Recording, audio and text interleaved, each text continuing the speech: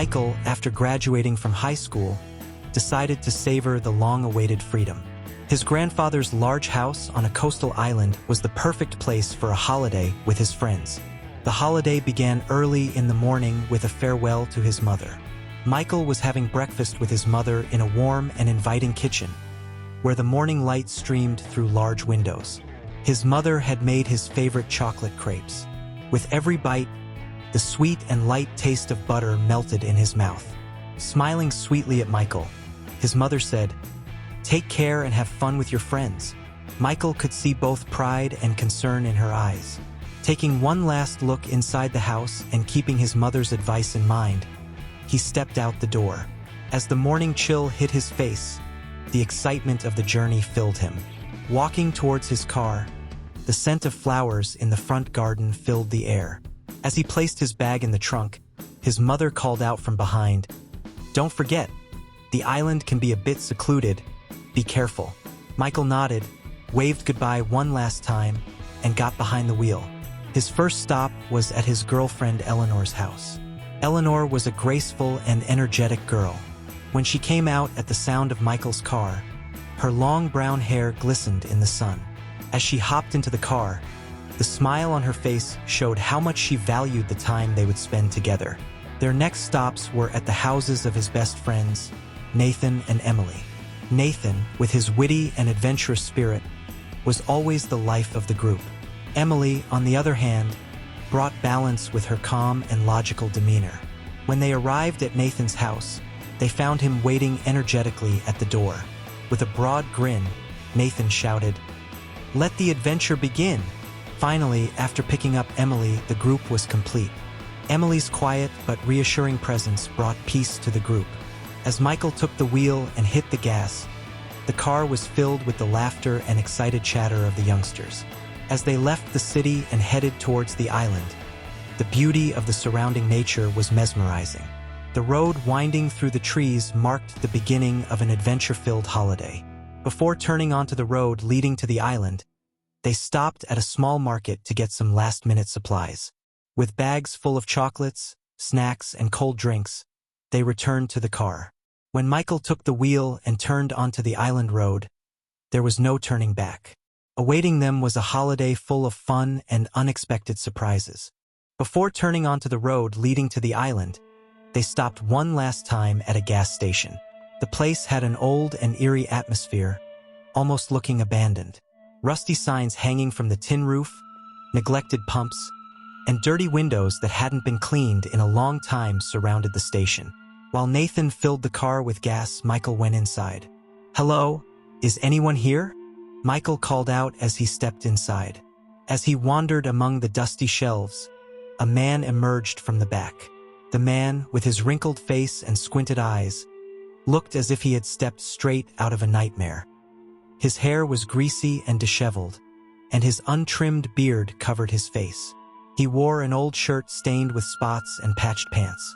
His gaze was piercing and threatening. Without uttering a word, the man went to the counter and stared at Michael. "Is there another gas station ahead?" Michael asked. The man stared at him for a moment before simply shaking his head. At that moment, the man's attention shifted to Michael's friends outside. Through the dirty window, his eyes particularly fixed on Eleanor. While browsing the store, Michael kept an eye on the man. The man's gaze at Eleanor was disturbingly intense. Michael grabbed a few snacks and drinks and brought them to the counter. The man, without taking his eyes off Eleanor, glanced at Michael's items. When Michael asked, "How much?" the man gave him a sidelong glance and replied, $5. Taking the money, his eyes remained glued to Michael's friends outside. Just as Michael was about to leave, the man suddenly asked, "Where are you heading?" Michael hesitated and replied, "We're going to visit my uncle in the city." The man gave a filthy grin, as if he knew Michael was lying. Michael opened the door and quickly went outside. He joined his friends, jumped into the car, and they immediately drove off. A silence settled over the car. As Michael watched the gas station quickly fade away in the rearview mirror, he tried to suppress the uneasy feeling growing inside him. Eleanor, her voice slightly trembling, asked, "Who was that man?" Michael responded, "I don't know, but it's best we get away from here as soon as possible," and pressed on the gas, continuing down the road to the island. When they reached the shore, they had to leave their car behind. Carrying their belongings, they made their way to the boat that would take them to the island. The boat was old but sturdy. After Michael purchased the tickets, the group boarded together. As the boat began to move, an excited conversation erupted. "Guys, the vacation officially starts now," Nathan exclaimed enthusiastically. "No one can bother us until Friday." The boat only traveled to the island on Mondays and Fridays, which meant Michael and his friends would have a completely isolated vacation. During the boat ride, the cool sea breeze and the sound of the waves amplified the youth's excitement. Upon arrival at the island, they picked up their luggage and started walking toward the house on the other side of the island. Walking through the forested paths, they moved under the dense shade of the trees.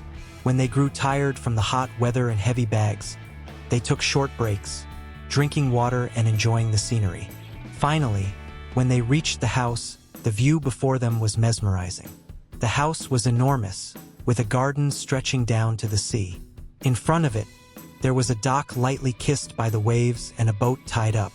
The house was old but majestic, with large windows and a wide veranda, exuding an air of history.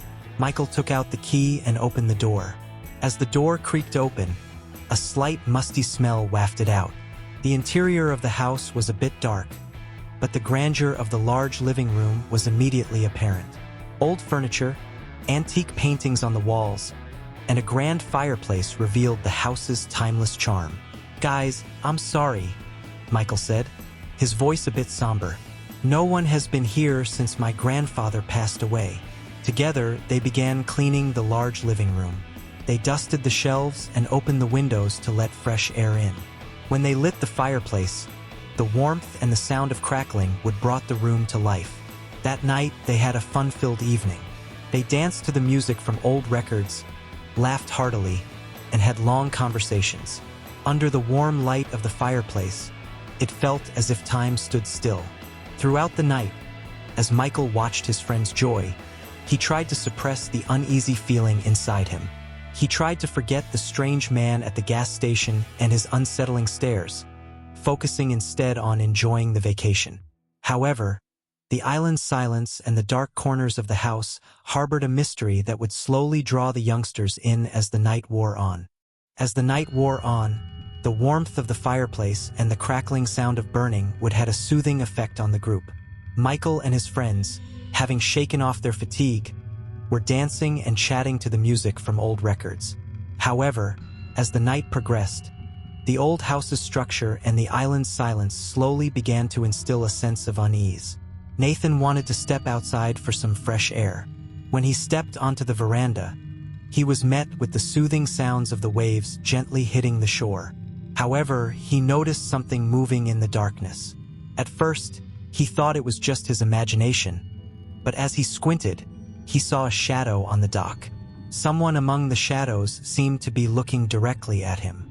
Nathan froze for a few seconds, then shook it off, telling himself, maybe it's just a wave, and returned inside. However, the sight had increased his uneasiness. As the fun continued inside, Eleanor went to the kitchen to grab something. The kitchen was darker compared to the other rooms. When she flipped the light switch, the bulb flickered a few times before going out completely. Eleanor turned on her phone's flashlight and headed to the cupboard. As she did, she heard a faint rustling sound behind her. Turning around, she noticed something moving in the dark corner of the kitchen. She was momentarily gripped by fear, but when she shone the light again, she saw nothing. Quickly grabbing the snacks, she returned to the others, but a sense of unease lingered within her. Emily, while wandering around the house, was drawn to the old photographs hanging on the walls. The photos reflected the house's history and past. However, one photo caught her attention. It featured Michael's grandfather and a group of people. In the background, she saw a familiar face, the young version of the strange man from the gas station. Emily found this coincidence disturbing but didn't want to ruin the night by telling her friends. Nathan, unable to shake off the image of the shadow he saw on the veranda, felt the need to share it with his friends as soon as he came inside. Michael, Eleanor, and Emily were sitting around the fireplace. Nathan, a bit hesitant, began to speak. "I saw something outside on the dock," Nathan said, his voice trembling slightly. "At first, I thought I was imagining it, but there was definitely a shadow. Someone was looking at me." Eleanor's face paled upon hearing this. "Nathan, are you serious? Maybe there's really someone out there," she said, her voice laced with worry. Michael gently touched Eleanor's shoulder. "Don't be scared, Nathan. You probably just imagined it," he said. "In places like this, it's easy to have optical illusions. Besides, no one comes here." They continued chatting for a while, returning to lighter topics. However, Eleanor seemed more anxious after Nathan's words. After some time, Michael stood up. "I'm going to the kitchen to get something," he said. As he walked towards the kitchen, he could still feel Eleanor's worried gaze on his back. When Michael reached the kitchen, he began taking out the coffee supplies from the cupboard. Just as he was about to make coffee, a loud crash came from the kitchen. The sound of objects falling and a commotion ensued. Everyone in the living room instantly looked towards the source of the noise, startled. A few seconds later, Michael came running into the room, his face pale and breathless. Everyone looked at him with concern. "What happened to him?" Nathan asked, leaning towards Michael. Michael took a deep breath and began to speak, his voice trembling. "I was making coffee in there," he said. "Someone attacked me from behind and grabbed me." He kept saying, "Where is Nathan? Where is Nathan? I'm in love with him." After a moment of stunned silence, Michael burst into laughter.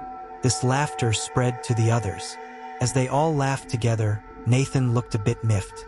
"Very funny, Michael," Nathan said, pouting. "Really funny." Eleanor, still laughing, had a hint of worry in her eyes. "You scared me, Michael," she said. "I really thought you were serious."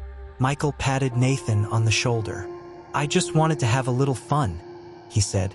"But seriously, there's nothing in there. Let's just enjoy ourselves. Okay?"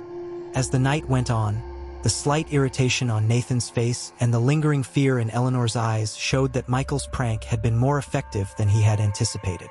As the night progressed, a chilling silence enveloped the island. While everyone in the house tried to rest, the gentle sound of the wind and waves hitting the shore added to the mysterious atmosphere. Michael, Nathan, Eleanor, and Emily were still shaken by the strange events they had experienced. However, Nathan had a nagging question. Could there be another secret hidden in this old house? The next morning, Michael and Nathan decided to explore the house. Eleanor and Emily stayed inside. "This old house might have a basement," Nathan suggested. Michael nodded. "Yeah, you might be right. My grandfather could have hidden something here when he built the house." Together, they went to the lower floor and began searching the corners of the ground floor. After some time, they discovered a hidden trapdoor under an old rug. Michael lifted the trapdoor, revealing stairs leading down into a dark basement. Meanwhile, Emily went upstairs to use the bathroom. She locked the door and, while washing her face in the sink, saw a fleeting movement in the mirror. She paused for a moment but dismissed it as fatigue. However, her heart began to race. Michael and Nathan, armed with flashlights, began to descend the stairs. The basement contained old furniture, dusty shelves, and various antique items. "This must be where my grandfather stored his old stuff," Michael remarked. Nathan, examining one of the shelves, said, "There are some old journals and maps here." But just then, they heard Emily's screams. "Michael! Nathan! Help!" Emily's voice echoed through the house. Michael and Nathan hurried upstairs. "Emily, where are you?" They called, but there was no response. They started searching every corner of the house, but couldn't find her. They found Emily's phone lying on the floor near the bathroom, but she was nowhere to be seen. Eleanor, panicking, said, "Where could Emily have gone? She has to be here." Nathan, suggesting a possibility, said, "Maybe she went outside," heading towards the door. However, the door was still locked with the key in place. Michael, bewildered, said, "I don't understand this. Emily has to be here. Expanding their search, they scoured every inch of the house. But there was still no sign of Emily. Panic began to spread through the house. At that moment, Michael heard a strange rustling sound behind a door under the stairs. He opened it and found a note inside. The note contained only one word: "Run." "What does this mean?" Nathan asked, his voice trembling. Eleanor, reading the note, said, "Maybe it's a trap," but they all had the same question in their minds. Where was Emily? Suddenly, they were startled by the sound of heavy footsteps coming from inside the house. The sound was emanating from the basement. Michael, Nathan, and Eleanor looked at each other in fear. They returned to the basement, this time more cautiously. As they descended, Michael pointed his flashlight ahead and saw movement in the darkness. "Who's there?" Michael called out. Instead of a response, they heard a moaning sound from deep within the basement. For a moment, everyone waited in silence, but the sound did not repeat. Nathan, determined, said, "We need to investigate this. Emily might be hiding down here somewhere." Michael and Eleanor followed Nathan as they ventured deeper into the basement. The walls were lined with old pictures, broken furniture, and rusty metal tools. When they reached the farthest corner of the basement, they unlocked a small door and entered. Inside, they found Emily tied to the floor, her mouth gagged. Emily looked at them with fear-filled eyes. Michael quickly removed the gag and asked, "Emily, are you okay?" Breathless, Emily said, "The man who caught me, it was the guy from the gas station. I don't know how he got here, but he won't let us leave." "We need to get out of here now," Nathan said. "Whoever this guy is, he's playing some sick game with us." The three of them freed Emily and quickly made their way back upstairs. However, when they reached the door, they found it locked. "It's locked. How are we going to get out?" Michael shouted. At that moment, he heard a deep breath behind him. They all turned around to see the man with cold eyes staring at them from the darkness. The man was holding an old knife in his hands, slowly advancing towards them. As night fell, an eerie silence enveloped the island. As everyone in the house tried to rest, the gentle sound of the wind and the waves hitting the shore made the atmosphere even more mysterious. Michael, Nathan, Eleanor, and Emily were trying to recover from the strange events they had experienced. However, Nathan had a question on his mind. Could there be another secret beneath this old house? The next morning, Michael and Nathan decided to explore the house. Eleanor and Emily stayed inside. Nathan said, "There could be a basement under this old house." Michael nodded. "Yes, you might be right. My grandfather might have hidden something when he built this house." Together, they went down to the ground floor and started to search the corners. After a while, they found a hidden hatch under an old carpet. Michael lifted the hatch, revealing stairs leading to a dark basement. Meanwhile, Emily went upstairs to use the bathroom. She locked the door and was washing her face when she saw a flicker of movement in the mirror. She paused for a moment but then thought it was just fatigue. However, her heart started to race. Michael and Nathan took their flashlights and started descending the stairs. The basement was filled with old furniture, dusty shelves, and some old items. Michael said, "This must be where my grandfather kept his old things." As Nathan was examining one of the shelves, he said, "There are some old journals and maps here." But just then, they heard Emily's screams. "Michael! Nathan! Help!" Emily's voice echoed through the house. Michael and Nathan quickly ran upstairs. "Emily, where are you?" They called, but there was no answer. They began searching every corner of the house, but couldn't find Emily. They found her phone on the floor next to the bathroom, but she was nowhere to be found. Eleanor said anxiously, "Where did Emily go? She must be here." Nathan said, "Maybe she went outside," and headed for the door. However, the door was still locked and the key was in place. Michael said, "I don't understand this. Emily must be here." They widened their search, scouring every corner of the house. But there was still no sign of Emily. Panic began to set in. At that moment, Michael heard a strange rustling sound behind a door under the stairs. He opened the door and found a note inside. The note had only one word: "Run," Nathan asked, his voice trembling. "What does this mean?" Eleanor, reading the note, said, "Maybe it's a trap." However, they all had the same question on their minds. Where was Emily? Suddenly, they were startled by the sound of heavy footsteps coming from the basement. Michael, Nathan, and Eleanor looked at each other in fear. They went back to the basement, this time more cautiously. When they reached the bottom, Michael pointed his flashlight ahead and saw movement in the darkness. "Who's there?" Michael called out. Instead of a response, they heard a moaning sound coming from the depths of the basement.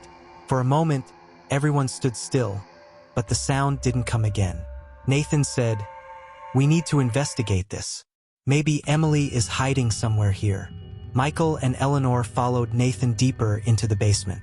The walls were lined with old pictures, broken furniture, and rusty metal tools. When they reached the farthest corner of the basement, they unlocked a small door and went inside. Inside, they found Emily tied to the floor with her mouth taped. Emily looked at them with fear in her eyes. Michael quickly removed the tape and asked, "Emily, are you okay?" Emily, breathing heavily, said, "The man who caught me was the one we saw at the gas station. I don't know how he got here, but he won't let us escape." Nathan said, "We need to get out of here right now. Whoever this man is, he's playing a game with us." The three of them quickly freed Emily and rushed upstairs. But when they reached the door, they found it locked. Michael shouted, "It's locked! How are we going to get out of here?" At that moment, they heard a deep breath behind them. When they all turned around, they saw the man with cold eyes staring at them in the darkness. The man was holding an old knife and slowly advancing toward them. Man fixed his cold eyes on Emily, slowly raising the knife in his hand. Michael, Eleanor, and Nathan were frozen in horror. Suddenly, Adam swung the knife, and it struck Emily in the abdomen. Emily screamed in pain and collapsed to the floor. Blood quickly spread across the ground, and her pale face was contorted with fear. "Emily!" Michael shouted, but Eleanor grabbed his arm and said, "We have to get out of here now." Nathan stepped back in shock. Michael and Eleanor quickly found a door and tried to escape. "Wait for me!" Nathan's voice echoed behind them, but they couldn't muster the courage to look back. They knew that escaping was their only option. Michael and Eleanor took refuge in a room. They shut the door quickly and locked it. However, the room was dark and cramped. Trembling, Eleanor whispered, "What are we going to do? We need to find a way out," Michael replied. He scanned the room but found no other door or window. There were only walls, old furniture, and dusty shelves. Then, they heard heavy footsteps approaching from behind the door. Adam was slowly coming closer. Michael found a piece of wood and stood by the door, ready. When Adam reached the door, he tried to force it open. As the door creaked open, Michael swung the piece of wood with all his might at Adam's head. Adam stumbled for a moment and collapsed to the floor. "Eleanor, run now!" Michael shouted. Eleanor quickly dashed out of the door with Michael following close behind. However, as they exited, they failed to notice another presence behind them. Suddenly, a hard object struck Michael's head, and he fell to the ground. As his consciousness faded, he heard Eleanor's screams and felt everything around him darken. When Michael opened his eyes, he felt a throbbing pain in his head and realized he was in a dark room. As the lights in the center of the room turned on, he saw that he was dressed in a black robe and his hands were bound. As his eyes slowly focused on the other corner of the room, he found Emily lying tied to a large marble slab. Her eyes were closed, and she looked pale. With horror, Michael saw Nathan's lifeless body on the floor, lying motionless in a pool of blood. The heavy door of the room opened, and 12 hooded figures in robes entered. They surrounded Michael with silent steps and began a kind of ritual in a monotonous voice. The murmurs echoed off the walls, and the atmosphere in the room became increasingly terrifying. Michael's heart began to race, unsure of what to do. The leader of the group turned to Michael and said in a cold voice, "Michael, you must sacrifice Eleanor." A shiver ran through Michael, fear and anger mixing within him. "You are monsters," Michael shouted, his voice echoing in the room. At that moment, one of the figures walked towards Michael and removed his hood. Michael saw his grandfather's old friend standing before him. The man's face was lined with wrinkles, but his eyes held a strange brightness. "Michael," the man said calmly, "your grandfather founded this cult, and his wish was for you to continue this tradition. Every man must sacrifice a young, beautiful woman to become an adult and join the cult. This was your grandfather's greatest desire. He didn't live to see this moment, but he would have wanted to be by your side." The man's words echoed in Michael's mind. Learning that his grandfather had founded this cult and that he was supposed to be a part of it was shocking. The man continued, "Michael, this is your destiny. You must honor your grandfather and continue his legacy." Michael looked at his grandfather's friend in horror. "This can't be true," he said in a trembling voice. "My grandfather would never do something so monstrous." The man, with a strange smile on his face, said, "The truth is always painful, Michael, but this is your path. You must sacrifice Eleanor." Michael took a step towards Eleanor, his hands shaking. Eleanor opened her eyes and looked at Michael, her eyes filled with fear and helplessness. "Michael, no, don't," she whispered. Michael's mind was in turmoil. He was filled with both fear and anger. For a moment, he looked at the other hooded figures in the room and thought about finding a way to escape.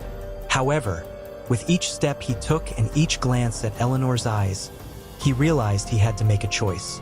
At that moment, the man standing next to Eleanor handed Michael the knife. "Take it and accept your fate," he said. Michael took the knife with trembling hands.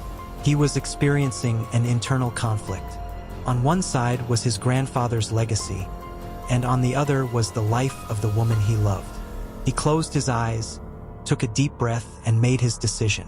Suddenly, he threw the knife to the ground and shouted, "No, I can't do this." As Michael threw the knife, the man quickly grabbed it from the floor and slit Eleanor's throat. Her eyes widened in horror, and blood spurted from her throat, spreading all over the room. Michael's world fell into silence. Time seemed to stop. He screamed and attacked the man, grabbing the knife and stabbing him in the chest. As the man's body fell heavily to the ground, Michael ran towards the door. Two men were holding the door. Michael, filled with desperation and rage, charged at them with all his might, knocking them to the floor. He quickly climbed the stairs, reached the main door, and burst outside. The footsteps and shouts of the men behind him echoed. Michael remembered the boat at the dock and ran towards it. When he reached the dock, a man caught up with him and grabbed him. Michael turned and punched the man, causing him to stumble and fall. He quickly untied the boat and grabbed the oars, pushing off into the water. At that moment, two more men arrived at the dock. One jumped into the boat. The other fell into the water as he tried to jump. A struggle ensued in the boat. The man lunged at Michael, trying to push him into the water. Michael struck the man's head with the oar as hard as he could. The man stumbled and fell into the water. As the other man tried to climb into the boat, Michael kicked him back into the water. Panicked, he rowed with all his strength. As the boat moved swiftly across the water, Michael's heart was pounding wildly. Every muscle in his body was trembling with adrenaline. As the shores of the island faded from view behind him, fear began to give way to determination. He knew he couldn't stop until he reached the other shore. After Michael reached the shore, he was out of breath but felt a sense of safety. He ran towards his car, hidden deep in the forest. He opened the doors, got inside, and started the engine. Pressing the pedal to the floor, he sped towards home. His heart was still racing, but he was filled with the joy of having escaped. However, halfway down the road, the car suddenly slowed and came to a stop. Michael hadn't noticed that he was low on fuel. Panicking, he glanced at the gauge, but there was nothing he could do. He had no choice but to get out and start hitchhiking. Soon after, a van pulled over. Inside was a friendly-looking family. A father, a mother, and two children. The father smiled and waved Michael over, inviting him in.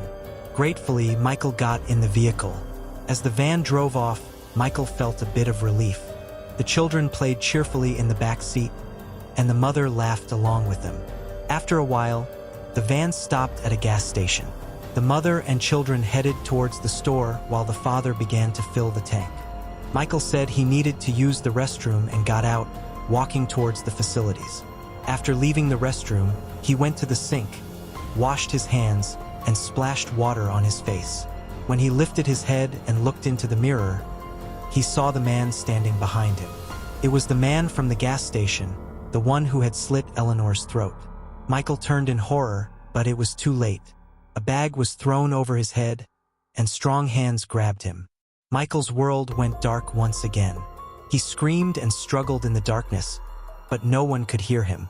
From that moment on, Michael was never heard from again. As the sun set, the gas station fell silent. The van had long gone, and the store lights were turned off. Michael's car still sat by the side of the road, empty and abandoned. Sometime later, the police found the car, but there was no trace of Michael. All that remained was a horrifying story and a mystery waiting to be solved.